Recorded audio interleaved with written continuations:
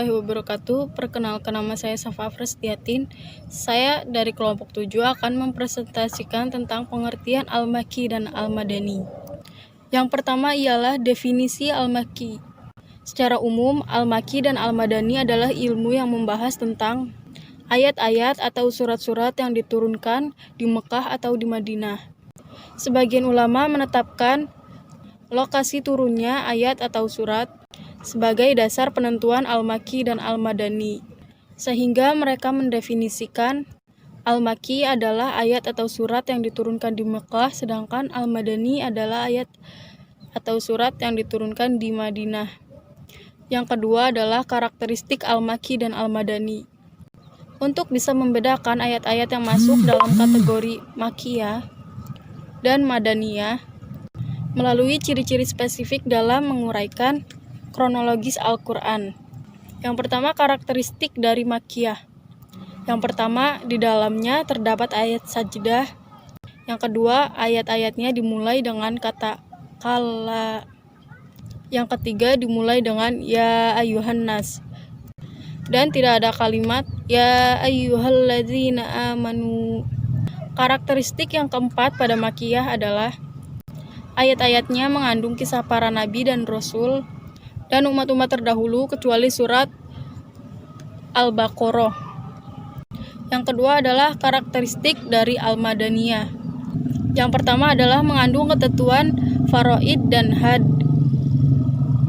Yang kedua, berisi sindiran untuk kaum munafik kecuali surat Al-Ankabut.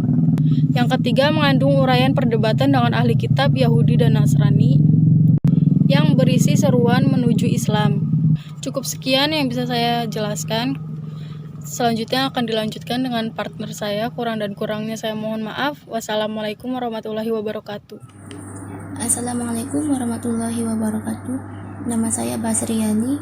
Saya dari kelompok 7 studi Al-Quran.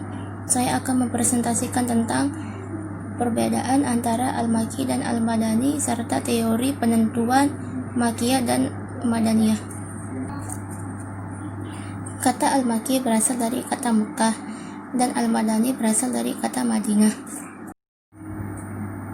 Al-Makki adalah ayat-ayat yang lebih khusus menyeru kepada penduduk Mekah, sedangkan Al-Madani adalah ayat-ayat yang menyeru kepada penduduk Madinah. Menurut teori ini, pengertian Makkiyah adalah ayat yang turun di Mekah, baik waktu turunnya sebelum Rasulullah SAW hijrah maupun sesudahnya. Sedangkan pengertian Madaniyah adalah ayat yang turun di Madinah, baik waktu turunnya sebelum Rasulullah SAW hijrah maupun sesudah. Ayat-ayat Al-Quran yang diturunkan di Mekah banyak berisikan tentang ajakan untuk bertauhid, beribadah kepada Allah SWT, serta meninggalkan segala bentuk peribadatan kepada yang selain Allah SWT. Dalam hal ini, Al-Zarqani di dalam kitabnya Manahulul Irfan menerangkan sebagai daripada kegunaan teori ini ialah dengan ilmu ini kita dapat membedakan dan mengetahui ayat mana yang mansyukh dan nasikh.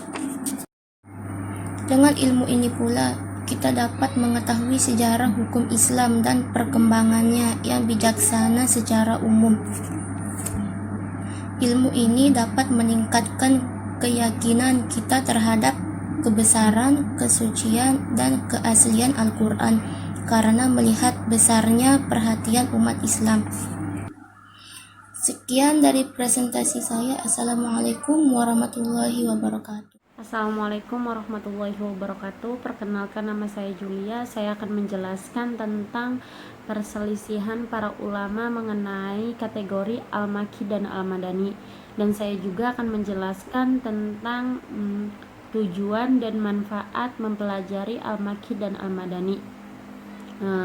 Yang pertama, tentang perselisihan para ulama mengenai kategori Al-Makki dan Al-Madani. Para ulama begitu tertarik untuk menyelidiki surat-surat Al-Makki dan Al-Madani. Mereka juga meneliti Quran ayat demi ayat, surat demi surat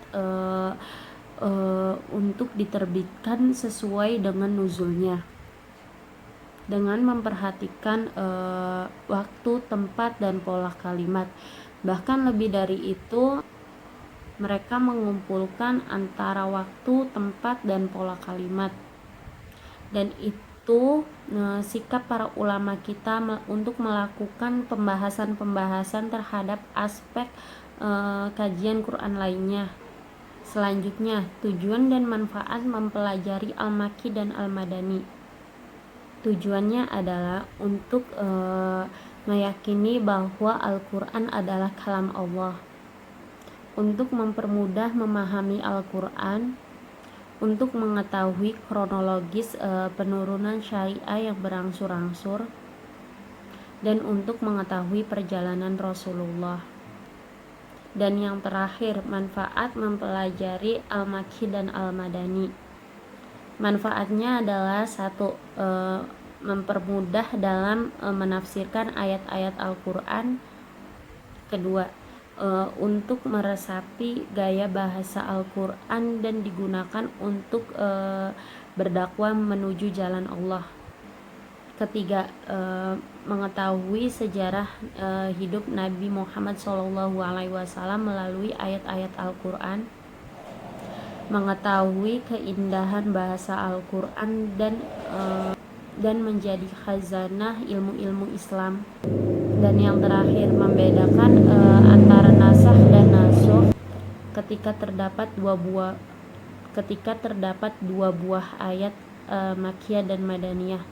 Sekian dari kelompok kami, kurang dan lebihnya wassalamualaikum warahmatullahi wabarakatuh.